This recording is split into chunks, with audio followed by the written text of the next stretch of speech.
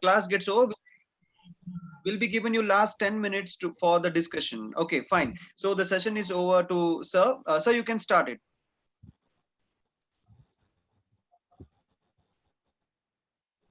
Good evening, sir. Hello, Yes, good sir, you can evening, start. You can start. everybody.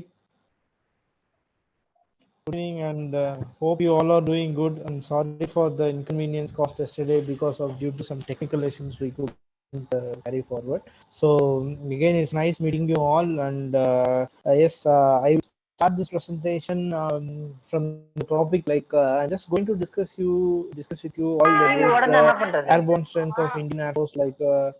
What are all the what are all the aircraft that Indian Air Force is currently holding, and what are all its future plan, like why Rafale, and what are all its competitors, like what are the different divisions that Indian Air Force has, and all those things. So there are some limited information in this slide that due to some reasons I didn't put much information, but I will give you the information when I'm doing the seminar and when I'm theoretically explaining you the thing. You can make a note down a few of the important factors that which might be useful for you for your preparation.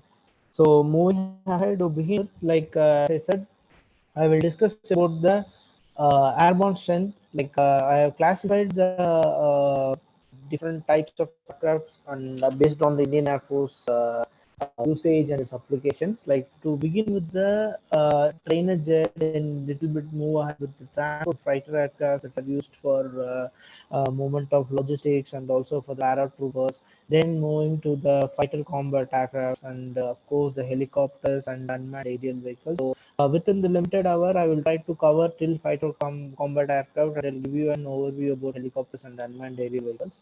So to begin with the trainer jet, I think most of them yesterday you might have observed it. Like so, these are the basic three fire trainer jets that are used in Indian Air Force. Basically, suppose once you clear the AFCAT or once you clear the CDSE or kind of examination, and if the candidate gets selected for the pilot program that is offered by the Indian Air Force to become the Indian Air Force pilot, like basically their training will start up with a simulator environment. Like let us say, like there is an kind of an artificial cockpit that which is developed, which is a digitized cockpit, we would say. The pilot would sit in the cockpit, just like how he's sitting inside the cockpit, and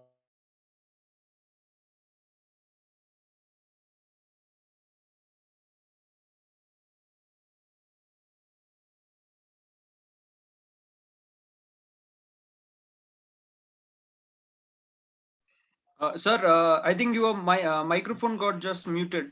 Can Yeah, yeah, yeah. Now we can hear you. Yeah, okay, sorry. Am I audible? yeah, it's Yeah, audible. yeah. It's audible. So yeah, I was explaining about the when a candidate gets selected for the pilot program. Okay, when the candidate gets selected for the pilot program, like he gets trained inside a similar environment. Like let us say that it is an artificial cockpit where it has everything related to an flight operations and also the communication systems, the switches, all those control panel related things. Everything is present inside them, inside the simulator environment. So the pilot feels the real time environment, how it looks like. So after that, he is made to fly, or he is instructed in the first one, the HPT 32 Deepak. That is the fighter jet aircraft that which you see in the top left actually. So then after that, later on, the training proceeds. He gets an opportunity to fly the Kiran, the second one, the red and the white. Then after that, the MiG-21. So this is the MiG-21 is actually one of the working force for our Indian Air Force. It also serves in the combat missions also, to just to fetch up the recently 2 years back, our honorable Abhimanyu, Mr. Abhimanyu, the flying squadron leader, he flew this MiG-21 and got crashed into the Pakistani side, and he made the mission successful. So you can think like that, how training can be offered to an skilled pilot like him to take this mission. So I will come to this point later. But before that, I would request you to visit the HAL museum that is present in Bangalore, nearby Indiranagar, so that you can go forward and see the aircraft that are present over there, and you can see the dummy models that are kept there. So this will give you a better knowledge about the aircraft, and also to feel how the entire body or how they are constructed and other things. So all those things play an important role. And coming to the basic qualifications or basic specifications of an aircraft, which comes if somebody is from aeronautical background, they might be having a broader knowledge about it. But I would like to give some few touch on it. Like basically, an aircraft's range, endurance, the takeoff weight, on the absolute ceiling, service ceiling, the power plant used, all those things play a very vital role. So based on that things, like we select that where India is geographically located, and where that mission is going to be carried out, what kind of geographical terrain that the mission is going to have. Like even when you play games in online, like combat fighter or G game, we select the guns, we select the machines, flying machines, based on the level or based on the terrain that you're going to operate. So the same thing suits here in the live environment also. So coming to the MiG-21 part, the Bison one, this is actually an aircraft that which has been which we bought from the Russian Soviet Union of Russia, like USSR when it was there. So the tie-up was there from the beginning. So MiG-21 currently is now assembled, and some of the parts are manufactured here in India, with of course with the alliance with the Russian government and also the Russian Air Force. So one of its main maintenance depot, or we call it as BRD in Indian Air Force language. Like there are different BRDs, like BRD 11, BRD 13, like various depots are there for aircraft. BRD stands for basic per depot. So where we do the maintenance, overhauling, and all those things. So there is one in Nasik, that which has been very famous, BRD 11 BRD used to call, and there is another plant in Nasik affiliated to HAL and Indian Air Force, where we togetherly assemble and manufacture some of the components related to Sukhoi and also for this MiG-21. So why Abhimanyu chose this MiG-21? See, the range that it has been operative between India and Pakistan is very less. Hardly, if you just travel 50 nautical miles or 60 nautical miles from Pathankot, an area located in Punjab, or from let's say from the LOC, we can easily reach the Pakistani terrain range. Though we are not authorized to get into their flying zone, but we can do the war, we can do the combat missions by staying within our air zone itself. And of course, when we bypass that and when we cross their territory, it becomes a war actually. So based on that mission, like Indian Air Force has selected the MiG-21, and you can see that this is a single fighter jet. I mean, single seater aircraft. That means only one pilot can fly it, so no co-pilot is there. So the maneuverability and the performance, and based on the missiles that it carry and the activeness of the aircraft, is very superb, and very but very, like what you can say, like it's a very active aircraft actually. So based on that specifications and the need and necessity, this aircraft was chosen for the combat mission. And also it is a part of our training, it's a part of our trainer jets also, so that the Indian Air Force can train their pilots in a very good way, so that when they get into the live environment, they can make something. And this MiG-21, we have around 245 aircraft in our Indian Air Force, what we can say, in the hangar. And if I'm not wrong, 18 aircraft make one squadron. So you can actually count how many squadrons this MiG-21 can make, and you can make a note of the numbers. That 245 is the number of aircraft which is present in the Indian Air Force, this MiG-21. moving on the next category, like C-130J, C-15, A-32, and IL-76. These are all the like what we can say, the load carriers. I would say load carriers are the big elephants of Indian Air Force. You can see the gigantic structures and the anheural wings that with some vertical V rudder weighted type, all those things. It's very humongous. Basically, these aircrafts, and almost every aircraft resembles the same. But you can differentiate with the power plants that they are using. If you are from a mechanical background, like you can, if you would have studied this subject, gas turbine jet propulsion, you would have studied about the different types of classification of engines basically. So basically it's a turbo fan engine is there, turboprop is there, and turbojet is there. So the one that you see it in the left, C-130J and AN-32, is a turboprop aircraft. That means that when the propeller, if you see the propeller outside, you can see visible, it is very visible, right? So this is actually a turboprop engine. And the right side one, C-15 and IL-76 shall be of C turbo fan and also turbojet, but visibly we cannot predict that. But the structure is quite different. So coming to the make, so C-130J is from US Lockheed Martin. Lockheed Martin is a kind of a defense company that makes manufactures aircraft, missiles, and also some of the related components, some of the defense related components, and they sell it to the global customers. So their name is Lockheed Martin C-130A, and AN-32 is from Russia. Like AN stands for Antonov. They are also the biggest cargo carrier manufacturers, I would say. Like the biggest cargo carrying aircraft in the world is AN-72, Antonov 72, I think, if I'm not wrong, with the three engines. The one that you're seeing it in the right, C-15 and IL-76, two engines in the one wing. That means then that Antonov 72, we have around three engines. That means six engines for propelling in a very big giant, where it is used to even carry aircrafts also sometimes. So if you get time, just Google out on Antonov, biggest aircraft in the world, like that you can get this, you can see it. So the AN-32 is from them, and again C-15 is from US Lockheed Martin, and IL-76, Illusion 76, we call it as, it is from Russia. So you can see that in the two slides, whatever I explained, the association or the relation, the contribution of Russia and US and France is very significant in our armed forces and also in the Indian Air Force side.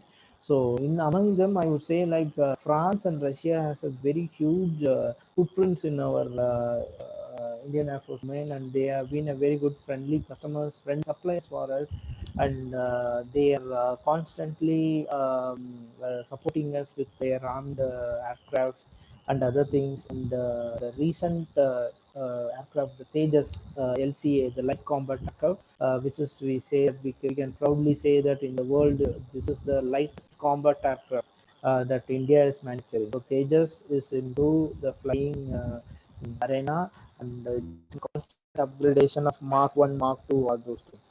So if you get time, I didn't include that picture because it is not yet officially included inside Indian Air Force, that Indian Air Force has given the order. But whatever the pictures that you're seeing are currently live. Maybe if you are from an defense background family, or from a geographical area where you have a defense air base, you can frequently see these flying machines flying above your home. So it is a little bit difficult to differentiate between C-15 and IL-17. IL-76, if you, unless if you're an ardent aircraft who they basically have a close follow up on it. But yes, with the sound, and you can see the first picture C-15 where it is landing, and it is actually the toughest aircraft, I would say. It takes off and it lands in a heavy way, and the sound that is produced is it's too much noisy if you are residing nearby the zone. And when I just explained about the on what basis these aircrafts are chosen. And basically India is a peninsular country, so we have land terrain zones, we have sea terrain zones where we are constantly monitoring our borders and also constantly giving a tough fight to our enemies. So based on the terrain zone, these things are all these aircrafts are considered and they are taken to our bidding and also for our application. So if you take C-15 and IL-76 and all, constantly it flows from Ambala and base to Leh, Ladakh, and moving it from Hasimara to Arunachal Pradesh, or either it can be an Tanjavur, it can land in Tanjavur kind of area where we have an airbase there and it can support the Indian Navy and all those.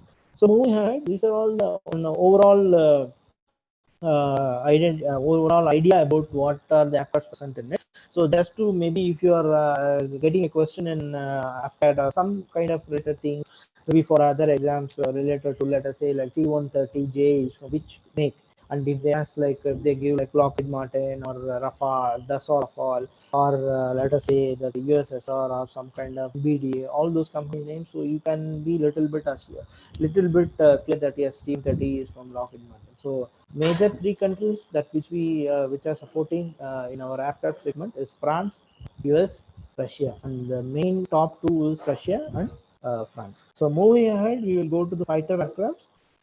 Arun, Mr. Arun, can you please go to the second?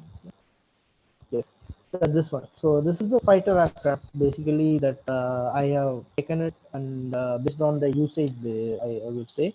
So first one, the Jaguar is a very normal, very, I would say that it's like an I mean, a compact fighter jet, I would say. So it is not much used for missions and other things, but yes, it is used for some surveillance, reconnaissance purpose, and for in the older stages when it was onboarded, we had some, in fact, this aircraft was used to Kargil fight also. So now it has been upgraded. So Indian Air Force is upgrading its ruling out their this model, and they are constantly looking for some other aircraft to get it added to their squadron. So Jaguar would be updated and upgraded, I would say, maybe with another version or with another aircraft. So Jaguar is from basically from it's an Anglo-French make, I would say. It is from British and French together they did it, and we have around I think we have 85 to 90 aircrafts with us in our in our hangar, I would say. And again, the right one that you see, Mirage 2000. Yes, Mirage 2000 is a fantastic aircraft. In fact, the Rafale that which we got now, the one that which was in the news for all the good reasons, was related to this thing related to our Indian procurement for the adding into the Indian Air Force, has its base from Mirage 2000. So Mirage is from French. It's a completely a French make. So Rafale is kind of a little bit upgraded version of Mirage, and still Mirage is a serving force for us, and it is currently serving our Indian Air Force in a good way. And recently they are going to, I got a news that Mirage is going to be upgraded with some advanced options like air-to-air missiles, surface-to-air missile, and air-to-sea missiles. And the generation of the aircraft also plays a very big role. Like for example, if you take a Jaguar aircraft, it is actually a third generation aircraft. Like third generation aircraft in the sense like it doesn't have advanced technologies like getting hidden from the radar, and also striking the like anti missiles, all those things. It cannot be embedded into this aircraft because since it is an third generation fighter aircraft. But whereas Mirage 2000 is a fourth generation fighter aircraft, and it has some advanced emerging methodologies. And currently, that what Rafale is, it's a fifth generation fighter aircraft, and we are working towards for sixth generation, like the upgradation of Tejas into sixth generation. You have the question like, what is the difference between the generation? For example, when aircraft, I mean, for example, the combat aircraft strength is highly based, what I can say, dependent on the avionics and advanced communication systems that it is that are embedded into the aircraft systems basically. So every generation of the aircraft, they keep on the avionics systems are getting improved, and they're advanced, and every time the customers queries are taken into account, and they keep on upgraded basically. So that's how the generation of the aircraft gets different. Basically, you can say like difference between the avionics and other power systems, because avionics covers a big part. For example, if you are spending 100 rupees for for making an aircraft, the amount of cost involved in bringing up the avionics and making the avionics is 60 to 70 rupees. So other than the 30 rupees only, it's going to go for the other mechanical systems and other. So it's like that. So Mirage 2000, we have around 51 aircrafts in our hangar. And going to the MiG-29, yes, MiG is from, you might have heard this wordings, MiG-29, 27, 21. All those things are from Russia. So the one, the before slide, if you go, the first one I have mentioned about the MiG-21, the trainer jet, and also this and fighter jet. So the next one that what you are seeing is MiG-27.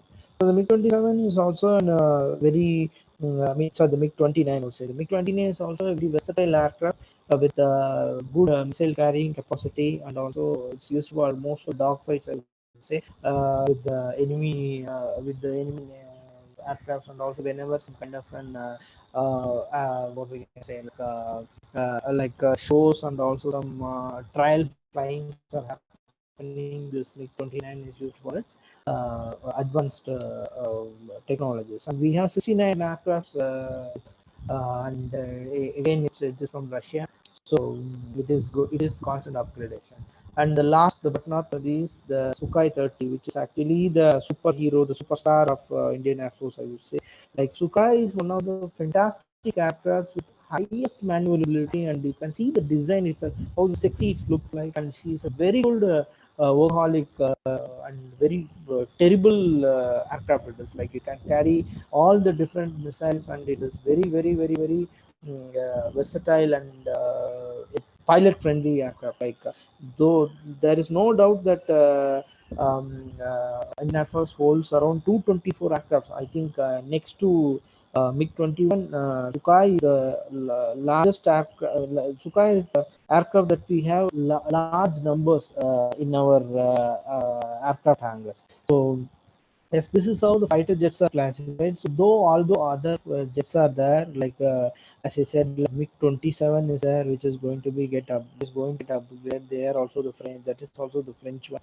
And the hero, the next slide, if you go move ahead, is the Rafale. So Rafale is from again our good friendly nation from France. So Rafale is from a company name called Dassault Aviation. So Dassault, DASSAULT, AVIATA1. Dassault Aviation is a French company that where it is operated and funded by the European Union, and also by the French government, where they manufacture all the fighter jets and related to equipments related fighter jets, and they supply it to the customers. So in fact, the Mirage 2000 is also from Dassault Aviation. So for example, our company, the company where I'm working, Safran, we supply power plants, the two power plants that you see.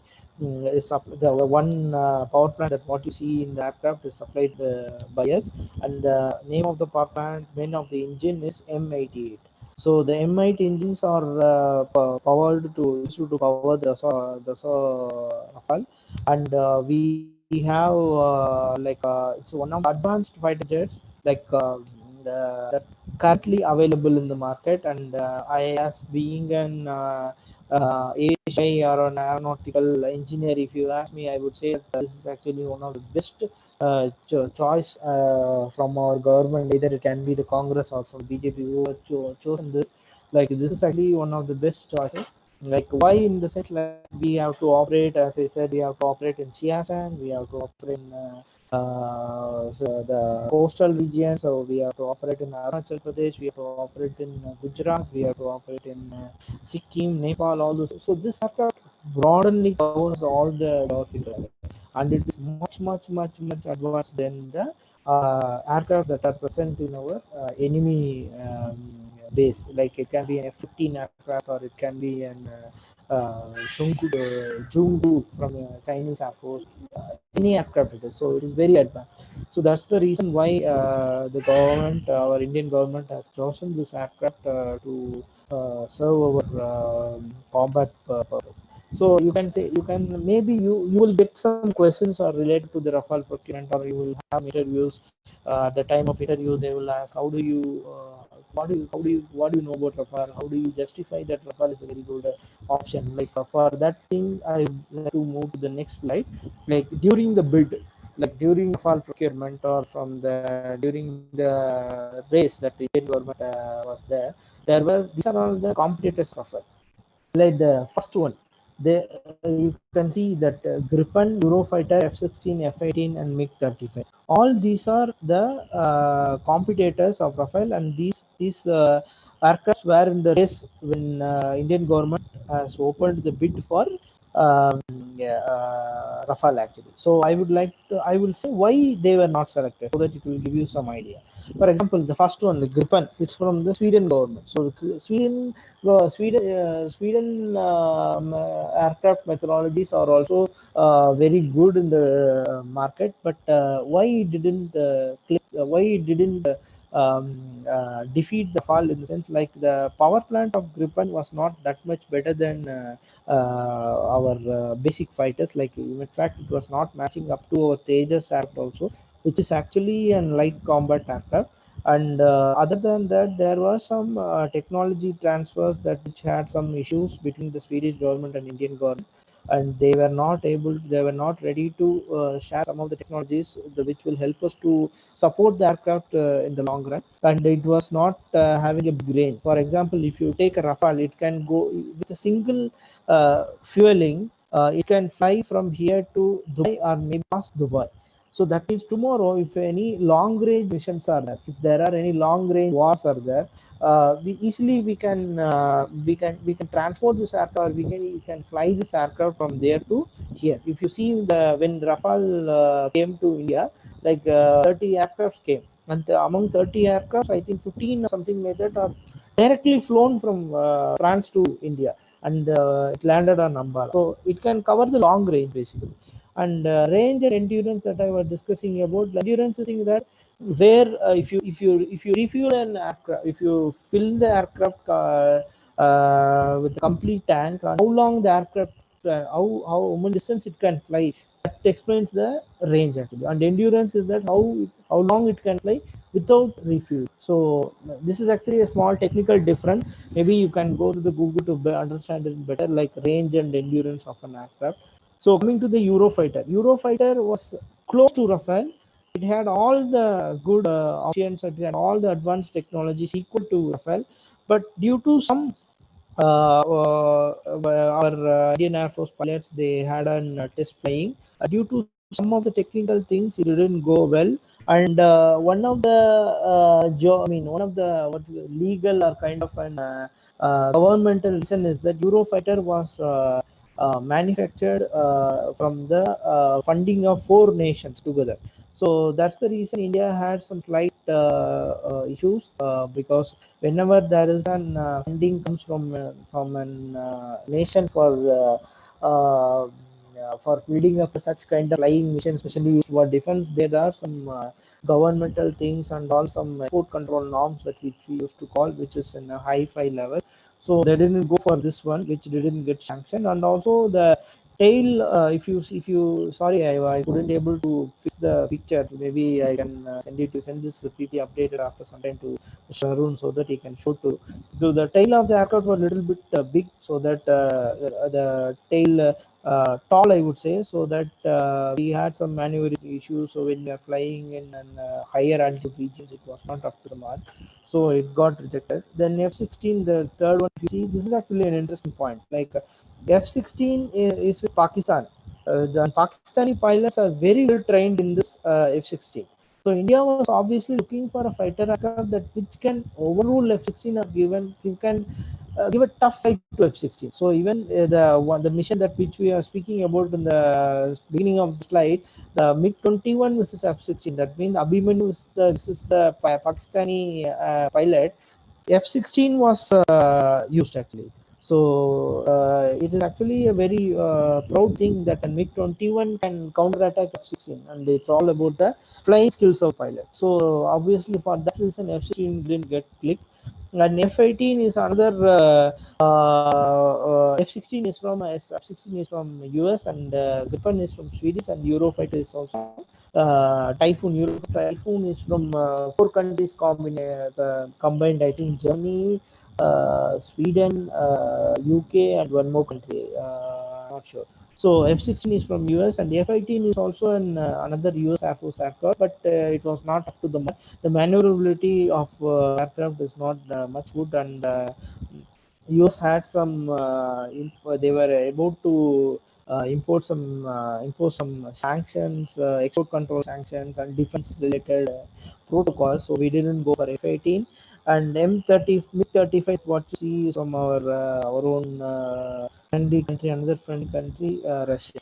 So the issue of easy going altitude, the Russians leading to poor. I could say like the issues were related to the after sale service. For example, there are some technical issues and governmental issues that which has to be addressed in the aeronautical side. Like for example, if you take an gas turbine engine, like India doesn't have a turbojet engine till now. So there was a big project that which was initiated in 1980 or 85.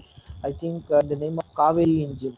So with the help of DRDO, we tried to develop a Kaveri engine, but unfortunately, the technology transfer and all those things was given by Russia, but due to some issues related to development of high temperature materials, that project didn't get clicked, and Russia denied to share the technology specifically on the high temperature material side, because they don't want to share their R&D development to us, even though we have bought a lot of other armed weapons like the BrahMos. All those things are from Russia. They were not able to share that. So therefore forecasted that same kind of issue might occur. So also the maneuverability of the aircraft was not much good, even though the Russians claimed that it is a good aircraft, fantastic maneuverability, but it didn't happen. So that's the reason the MiG-35 also went out of the race. So this is how the finally where we landed up in Rafale. Obviously, it's a very good choice for to satisfy and to to to use it for our war zones and during our combat mission. So this is how the Rafale got selected, and it won the race. So if you can, there are some of the websites where you can compare the aircraft. Like you can go to them and you can easily just compare whether what I am saying is right or wrong, even for your own satisfaction. And of course, Rafale always stands on the top. And yes, based on that, we are into purchasing them. 30 has already arrived. 15 of them, 15 of the Rafale fighters are in Ambala in Punjab, Ambala Air Base, and 15 of them are placed in Hasimara, the West Bengal Air Base, actually near to Bhutan region, to do the surveillance and other things. So this is how the Indian Air Force fighter jets are. And the moving to the, I think I have given the information related to the main areas. And Mr. Arun, can you come back to the second slide? I would please.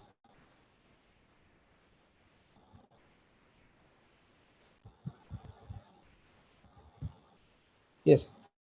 I think the first three categories I covered now, and the helicopters and the unmanned aerial vehicles. Yes, we have some helicopters that are indigenously developed, like you can see the Cheetah, Duru, and also the ALH Advanced Light Helicopter, which is used for combat missions and also for load carrying capacity. And there are some helicopters from Mi-17, which is again the Russian made, and Mi-71, 72 is all there. All those things are used for shorter missions. And among six types we have, only one is combat helicopter. And recently the new beast that got added to the helicopters segment is Apache. Apache combat, I mean advanced combat helicopter from US, and also the Chinook, the load carrying helicopter, like with the two rotors, one in the front and one in the back. So those are the newbies that got added, which are about to join Indian Air Force. And unmanned aerial vehicles, yes, we have some unmanned aerial vehicles like Lakshya, and some of the drones that are developed by Indian Air Force, developed by DRDO, which has been given to Indian Air Force.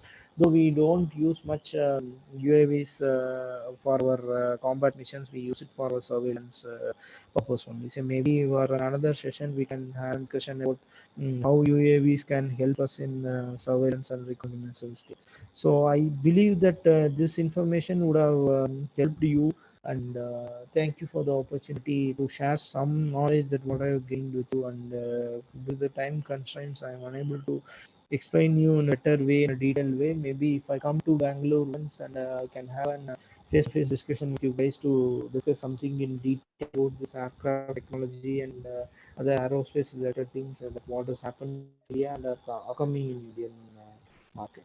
Thank you. Thank you very much, sir. It was very interesting. Thank you, sir. It was very interesting, and I think we got a lot of information that is like from fighter aircraft and why Rafale was chosen compared to other these competitors. And students, if you have any doubt, you can just message me on the WhatsApp. We are maintaining a group, or you can just mention in a personal message. Still, two topics are remaining. That is helicopters and unmanned aerial vehicles. That will be covered in the next upcoming sessions. And slowly, we are going to get into the deeper side of these aircrafts, like what are the engines, the technical specifications, and all. Okay, it was just an introduction kind of classes. I hope you all like it, and I hope that you have also taken it down. Fine. So, any doubt you have, anyone from this session here? Anyone? Sir, can you share the slides, sir? Yeah, definitely. I'll do it. Don't worry. Fine. So I hope there is no doubt. And slowly the sessions will be technically specified. We'll be talking about each and every specific. Any questions? Yeah. Yes, sir. Sorry for the interview. If you have any questions, like please feel free to ask me. I will try to answer yourself. And for you guys, like for this preparation part, I think these things it will help you, and also to get what is running inside the Indian Air Force, what are the things that Indian Air Force is targeting, and how we are developing our airborne systems basically. So maybe there are other things like what missiles we have and what are all the combat ships that we use, and for example the tanks related things, all those things maybe we can discuss it in another one time permits. And that's all from my end. Like yes, all the best for your future endeavors, and I would like to see you as an the defense officers in the future. Thank you.